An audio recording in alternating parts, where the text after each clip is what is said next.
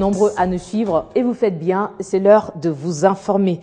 Le gouvernement de la RDC est déterminé à donner une place de choix à la recherche dans tous les domaines. C'est dans ce cadre que la primature a lancé ce mardi la revue congolaise de la politique économique du pays sur un thème d'actualité pour ce premier numéro, vulnérabilité économique et résilience. Le Premier ministre Matata Ponyo, qui en est l'initiateur, l'a baptisé en présence de plusieurs personnalités congolaises et étrangères des sphères politiques, économiques et scientifiques, ainsi que des professionnels des médias. Regardez. Mardi 19 mai 2015, jardin des premiers ministres au bord du fleuve Congo. Les invités arrivent chacun à son tour afin de joindre ce chapiteau dressé pour accueillir la cérémonie du vernissage de la revue congolaise des politiques économiques, son tout premier numéro dont les articles de réflexion portent les signatures de quelques membres du staff Matata. Membres du gouvernement. De leur nombre, José Sélé, Yala Gouli, Vincent Ngonganzingu et Albert Kabé-Chikoukou. C'est le temps pour l'initiateur de cette publication de retrouver ses invités très connus pour la plupart de nos téléspectateurs. D'abord les modérateurs. Ils soulignent que c'est un grand jour qui marque la relance de l'esprit scientifique dans un pays où la recherche est en baisse, très sensible. Ensuite, la présentation de la revue elle-même par José Sélé, le DIRCAB du Premier ministre et signataire de l'avant-propos. Il n'est pas ici question. Selon lui, cette œuvre est pluridisciplinaire et non partisane, donc au-dessus des considérations politiques et doctrinales. La résilience économique obtenue au moyen de la transformation économique vaut mieux que celle au moyen de la stabilisation macroéconomique, souligne à son tour Vincent Ngonga dans l'économie des textes. Puis c'est le témoignage de l'économiste congolais Tchounzambié. Il croit que la publication de cette revue consacre le retour de l'esprit de vie dans la recherche économique, longtemps frappée par l'esprit des morts, faute de moyens conséquents. Enfin, l'initiateur et préfacier. Selon Matata Ponyo, cette revue est un trait d'union entre les politiques publiques et les milieux scientifiques. Ces volumes servent à la réflexion et à la contribution du développement économique de notre pays. Au départ, l'œuvre du staff de la primature, elle est désormais ouverte à tous les passionnés du développement du Congo et celui d'autres nations sur le continent dit noir. Finalité, asseoir d'abord la résistance de l'économie congolaise. Quoi de plus normal de passer ce nouveau-né sous les fonds baptismaux. Mais pas plus que hier. Vulnérabilité économique et résilience, la réflexion a toute son importance à travers les analyses profondes et objectives sur le passé, le présent et les perspectives de notre économie dans un pays qui a moins d'intérêt pour la recherche. En tout cas, c'est du moins ce que l'on peut retenir de différentes réactions des personnalités interviewées par nos reporters sur place. C'est une belle initiative, qui, surtout lorsqu'on parle de la Banque mondiale. Très souvent, nous parlons d'une banque de la connaissance.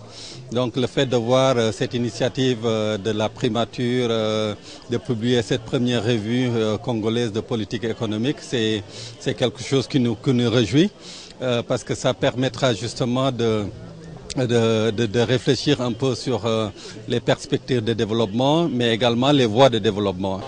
Il faut qu'il y ait des chercheurs qui réfléchissent sur les questions qui se posent au pays et proposent des solutions. Et la revue, je suis content qu'on l'ait dit, est ouverte à tout le monde. Je salue. Au moins, il y a une catégorie qui ne va pas aller se faire distraire avec la guerre de l'Est. Ils font la recherche. C'est très gentil. J'ai assuré ça. C'est un petit numéro. Quand le prochain sera gros comme ça. Et au fur et à mesure qu'on y participe, il va devenir gros. Et là, c'est de la recherche pure, sans parti pris. Un pays sans recherche ne peut pas parler de l'émergence et du développement. Mais la recherche suppose des moyens. Suppose des moyens.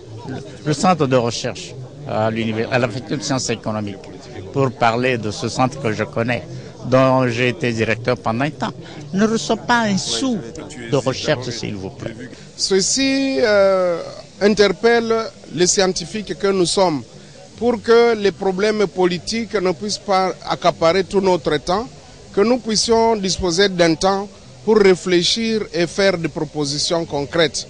Parce que, comme vous le savez, pour que nous puissions aller de l'avant et espérer avoir l'émergence, nous devons avoir une académie scientifique. La réflexion doit être à la base du développement. On ne peut pas développer un pays sans recherche scientifique, sans conception. Et je pense que le Premier ministre Matata est aujourd'hui en train de susciter cette réflexion. Notre Congo a été très souvent et depuis très longtemps dirigé d'une manière empirique par des conceptions importées. Aujourd'hui, il revient à l'intelligence congolaise de réfléchir. On quitte la primature pour l'Assemblée nationale. Sachez que le speaker de la Chambre basse du Parlement, Aubin Minaku, a échangé ce mardi avec l'ambassadeur de l'RDC en Ouganda, Charles Okoto. Ensemble, ils ont fait le tour d'horizon de la sécurité des frontières entre les deux pays. C'était à l'occasion de la visite de Charles Okoto à Aubin Minaku Njalanjoko, ici à Kinshasa. L'ambassadeur de la RDC en Ouganda a estimé qu'il était important pour lui de venir présenter ses civilités au président Minaku, d'autant plus qu'il vit souvent en dehors du pays. Charles Okoto a fait d'une pierre deux coups en réitérant la volonté du président de l'Assemblée nationale ougandaise de rencontrer Aubin Minaku dans les tout prochains jours. Objectif, renforcer la diplomatie parlementaire entre les deux pays, d'autant plus que leurs relations sont au beau fixe. Le diplomate congolais a souligné l'attention particulière du président Minaku à son endroit, car l'Ouganda a toujours sollicité cette rencontre, ce depuis 3 à 4 mois. Le président est très attentif et je crois qu'il a été très touché de voir que l'Ouganda a pensé à lui. Et ça fait plus de 3 ou 4 mois que l'Ouganda avait toujours écrit. Et cette fois-ci, le président a répondu qu'il verra son agenda au moment opportun. Il nous fera signe pour que cette rencontre puisse avoir lieu. Mais il a été très attentif. Quant au lieu de la rencontre, Charles Okoto a précisé que cela relève du pouvoir discrétionnaire du président Aubin Minaku. L'ex-gouverneur du Kassai-Oriental s'est dit satisfait de la rencontre, du fait que le numéro 1 de la Chambre basse du Parlement congolais lui a donné des informations supplémentaires qui lui permettront de causer avec les députés nationaux ougandais, toujours dans le cadre de la diplomatie parlementaire NDLR.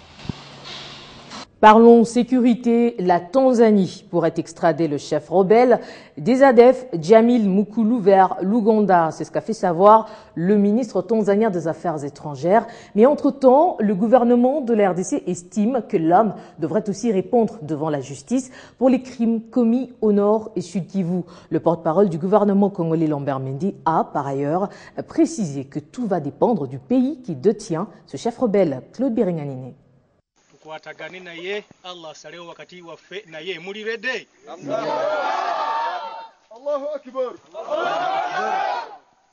Ces images ont été tournées il y a quelques mois dans un village près du territoire de Beni, au nord Kivu.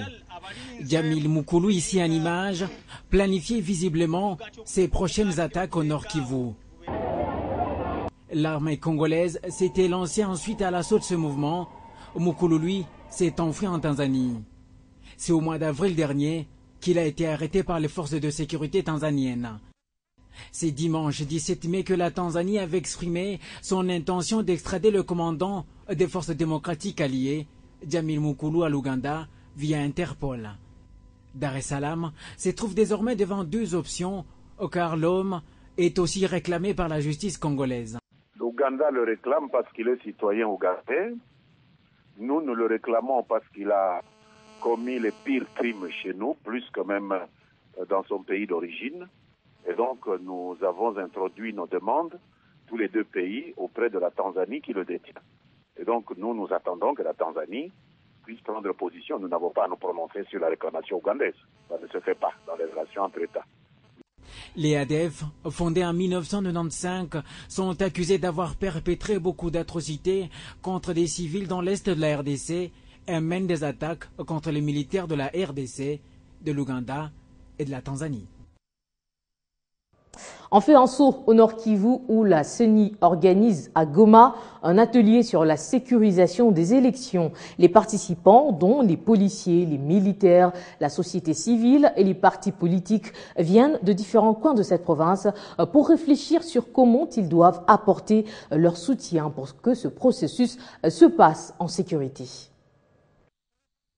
Pendant 2 jours, les officiers militaires et policiers sont informés sur leur rôle à jouer avant, pendant et après les élections. Cela veut dire sécuriser tout le monde. Le général Oumia Awashango Vital, qui est commandant de la police nationale congolaise au Nord Kivu, dit que cette police est prête pour tout sécuriser. Avant les élections, la police doit avoir des préparatifs, des mises à condition jusqu'à la campagne électorale. Pendant les élections, elle doit prendre toutes les dispositions pour les activités liées au bon déroulement des scrutins. Et après les élections, doit aussi prendre des dispositions pour la proclamation des résultats et l'encadrement de toutes les opérations connexes. Pour le secrétaire exécutif permanent de la CENI au Nord Kivu, Raphaël Akilimani, pour ces 11 scrutins que la RDC va organiser, tout cela nécessite une meilleure sécurisation. Cela nécessite une sécurisation non seulement des électeurs, mais aussi des agents électoraux ainsi que du matériel électoral. Condition sine qua non pour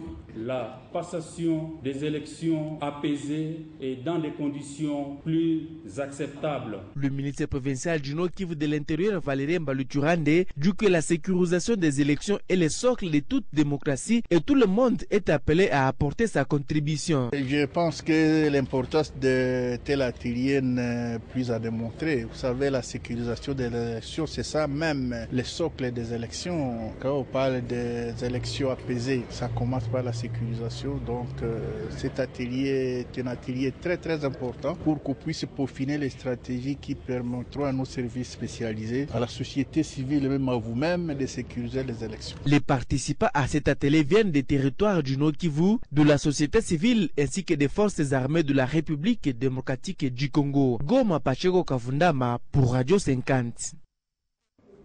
On traverse côté sud, précisément à Fizi et Uvira, où seront cantonnés les réfugiés burundais fuyant les troubles dans leur pays. C'est qu'explique la visite du gouverneur Marcelin Sichambo sur le site d'hébergement à Lucenda. Question d'évaluer la situation sécuritaire après l'arrivée massive de ces réfugiés. Selon les responsables du Haut Commissariat des réfugiés, ces Burundais pourront regagner volontairement leur pays.